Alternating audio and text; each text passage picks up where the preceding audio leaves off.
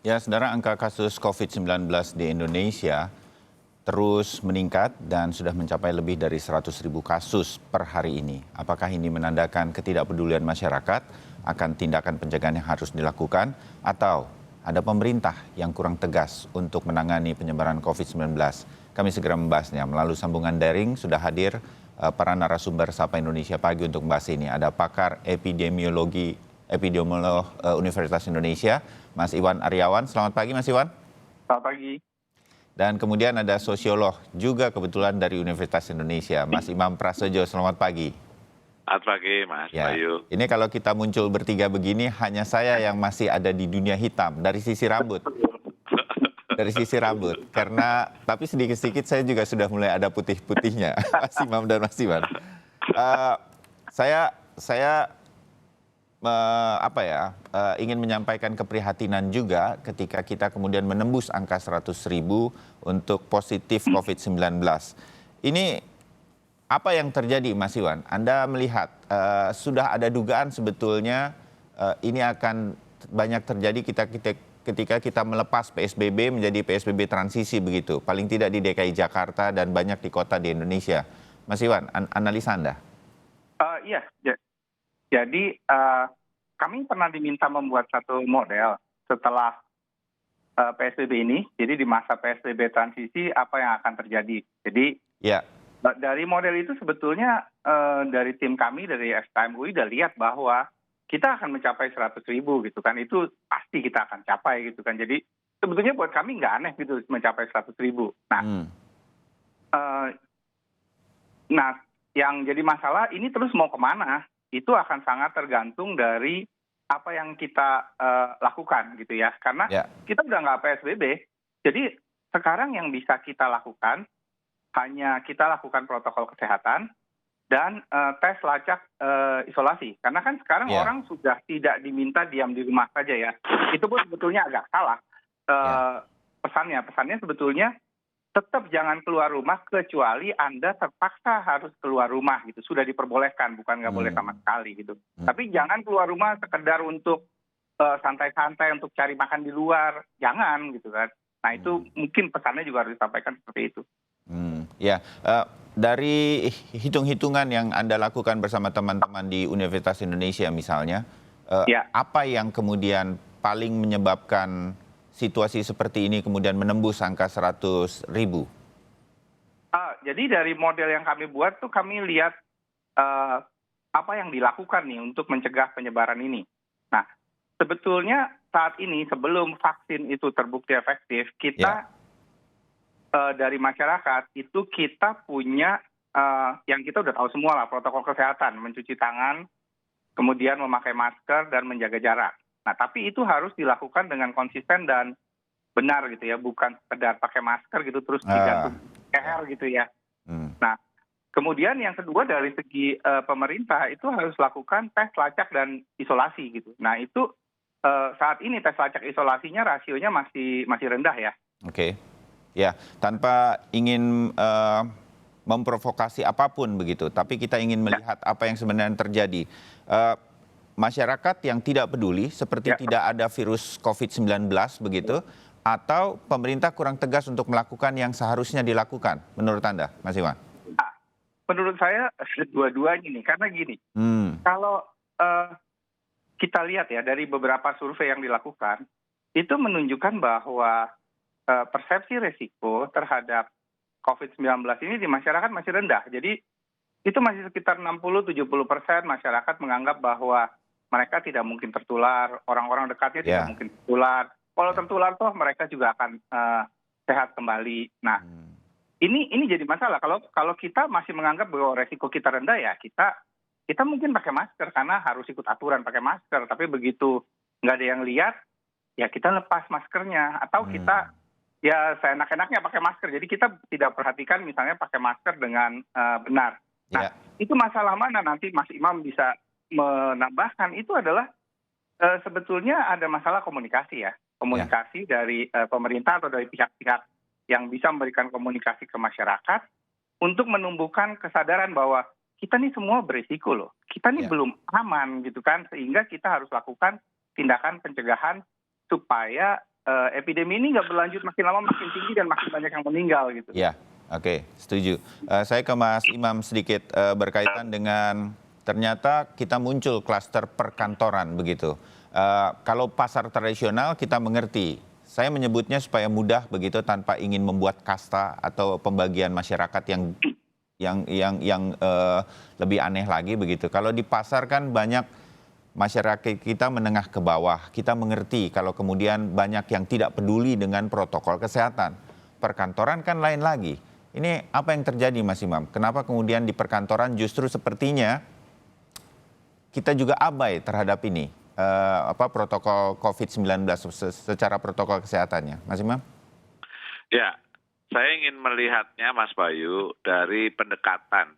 Ya, bagaimana kita mengatasi masalah yang sangat terkait dengan perubahan perilaku yang kita harus bangun. Jadi menurut saya yang harusnya kita lakukan, jangan melihat ini adalah satu tugas pemerintah ya untuk melakukan regulasi seperti itu.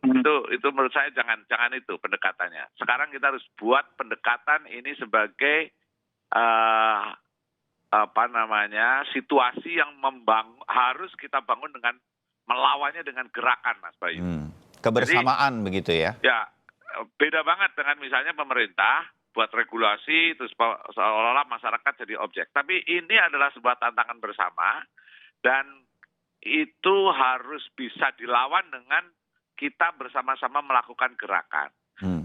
Bayangkan misalnya gini, di Eropa misalnya ya, waktu mereka melakukan upaya menolak nuklir, ya limbah nuklir, itu ada gerakan yang namanya NIMBY movement, ya not in my backyard. Oke, Anda silakan tapi jangan di pekarangan saya untuk membuang nuklir, maksudnya di wilayah dia.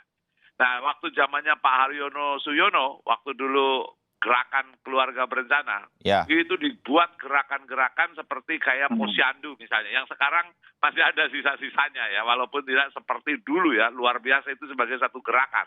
Nah, kita harus melakukan upaya gerakan di kantor, di pasar tradisional, di mana saja, di sekolah, gerakan pendisiplinan yang sifatnya berbasis pada masyarakat. Nah, kalau itu yang dilakukan ya, kita tidak hanya akan sekedar ini pemerintah kurang ini, kurang itu ya, tetapi apa yang kita lakukan? Termasuk di tempat Anda nih kerjanya, ada nggak protokol kesehatan? Siapa yang menjadi penggerak ya di kantor itu kalau ada yang melanggar, gitu loh. Jadi kita harus berorganisasi, menjadikan kita ini menjadi barisan-barisan. Tapi jangan barisan hanya di tingkat nasional, di komunitas. Nah, itu baru akan terjadi perubahan menurut saya. Jadi siapa yang kemudian bisa menggalakkan ini? Oke, di perkantoran mungkin mudah-mudahan ada yang mendengar ini dan kemudian menggerakkan ini semua. Tapi kalau kita mengingat gerakan keluarga berencana dulu kan juga bisa dilakukan oleh pemerintah begitu. Ya, jadi pemerintah tanpa bermaksud mengatakan ini kurang atau lebih begitu, tapi harus ada semacam pemicunya juga dari pemerintah. Betul, betul. Pemerintah itu punya kapasitas sebetulnya ya. Jadi ada simpul-simpul ya di dalam masyarakat kita ya, simpul bisnis. Itu ada kelompok-kelompok yang bisa menjadi penggerak. Simpul civil society.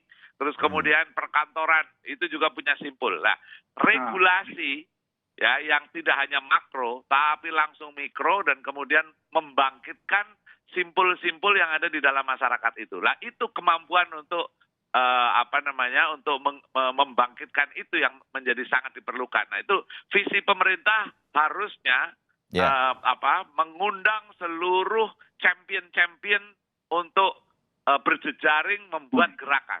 Nah, terus kemudian masyarakat itu difasilitasi. Ya, terus kemudian saya yakin sekarang pun sudah banyak sebenarnya Mas Bayu, cuma kurang nendang karena fasilitas, dukungan ya segala macam itu kurang.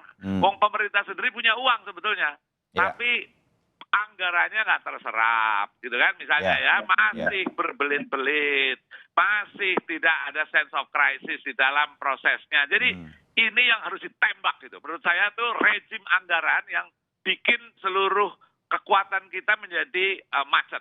Nah itu kalau misalnya Pak Jokowi sudah marah-marah ya karena ini kok kurang terserap, itu bukan masalah terserapnya.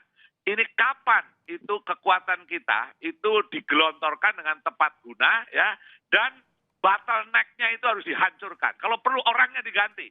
Nah ini masalahnya ini ada keraguan-raguan mengganti orang yang brengsek gitu loh.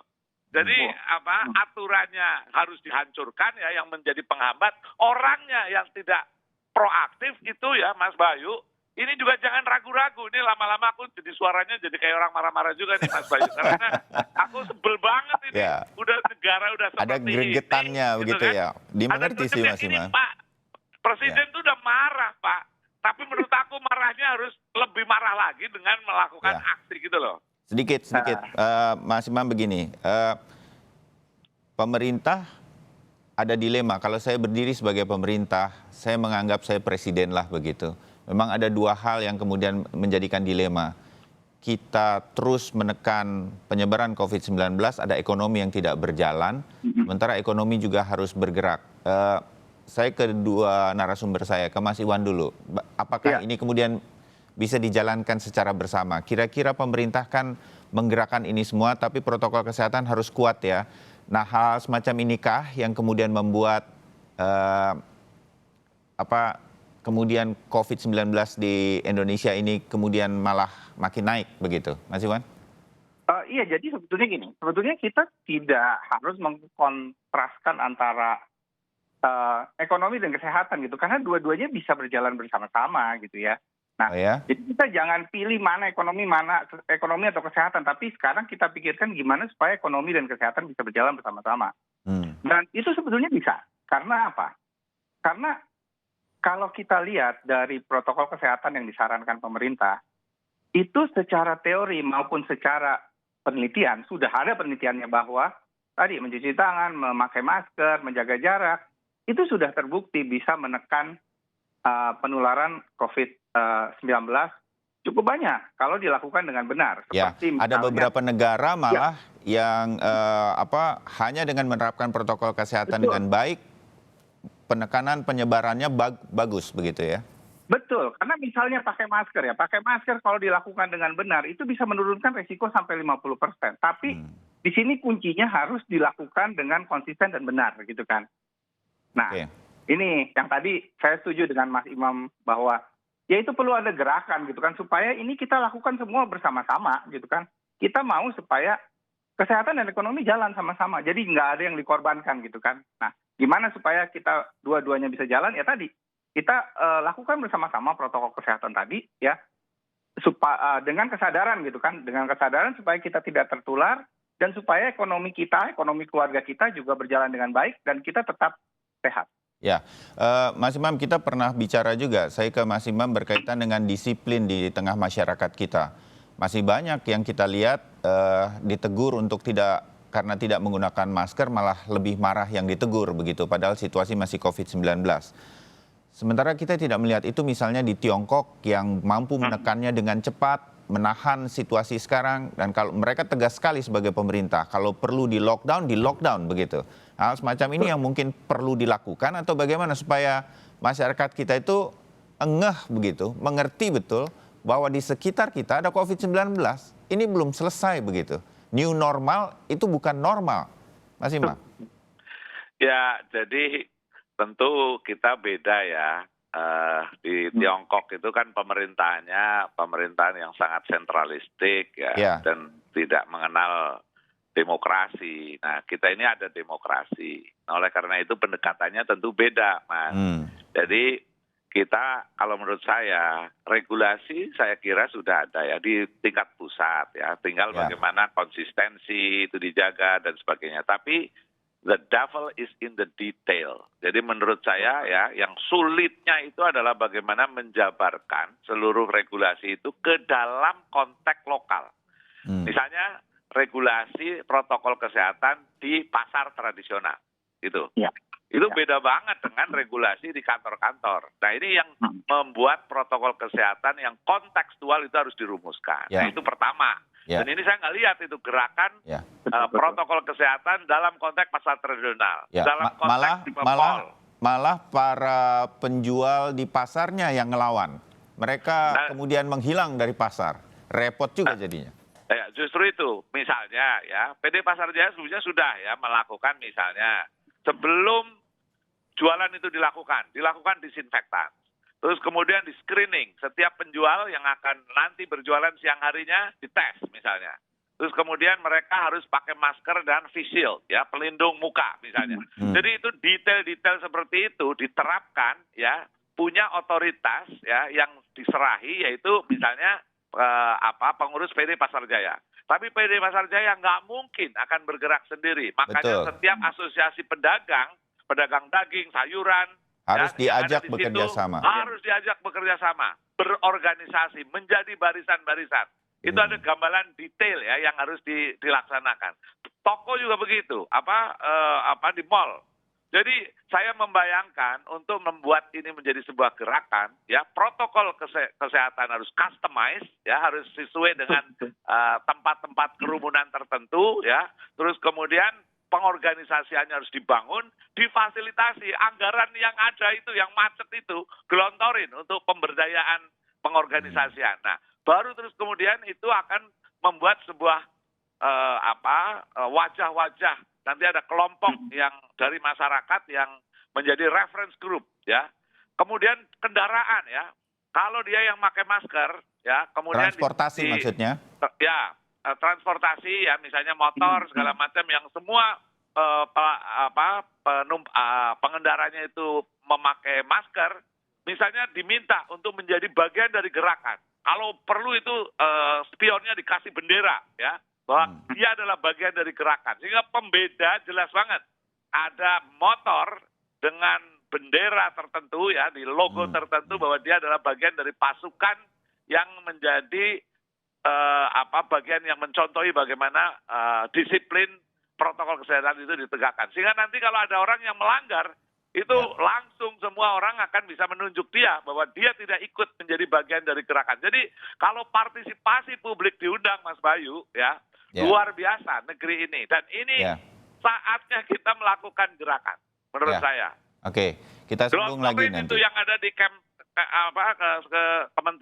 kementerian itu, dana yang katanya masih belum terserap, itu dilakukan tepat guna seperti ini. Ya, dipakai untuk melakukan gerakan. Ini sebagai usulan dari Mas Imam Prasojo. Kita akan bahas lagi nanti setelah jeda bagaimana kemudian penanggulangan ke depan dalam waktu singkat dari klaster perkantoran, di mana perkantoran mungkin diharapkan untuk bisa tetap bergeliat untuk ekonomi dan bisnis di Indonesia. Kita segera kembali setelah jeda.